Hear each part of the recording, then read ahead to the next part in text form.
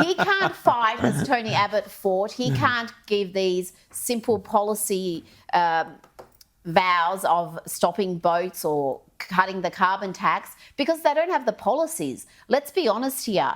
Correct. The substance isn't there. So you can't go out there and say, yep, this and this is wrong and these are our solutions when you don't have the solutions. And it's not too difficult. You look at what's happened in this country in the last 3 years where we've had this mass immigration, numbers we've never seen before, 500,000 a year.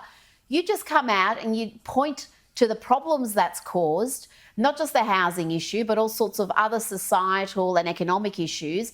And you say, we're going to slash immigration by half for the term of our government. For all 3 years. Slash it all together. 2 years moratorium on immigration. You think that wouldn't communicate to the Australian people that this is going to be a referendum on high immigration? The disappointing thing, though, is that there are so many moments he's had flashes, little flashes where he says things that are really smart. The other day, he was talking about immigration, and he had a great line. And he spoke about, I said, Labor in Albanese is for Hotel Australia and we're for Team Australia. That's a great line. That's a really good, easy to understand concept about what the nature of migration is. And it's not anti-migrant because you're saying, well, we want to bring everybody into the team.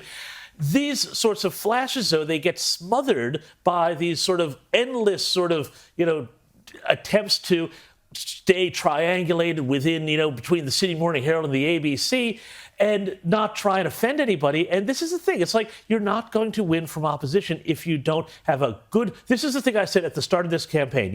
You're never going to win if you don't have a big, hard swing at it. And I just feel like, as you say, Rita, the policies haven't been there. I don't know why they weren't selling in big ideas, not just nuclear, which they've been basically afraid to talk about, for at least a year since the voice failed. It's a cost of living election. We keep being told it's a cost of living election.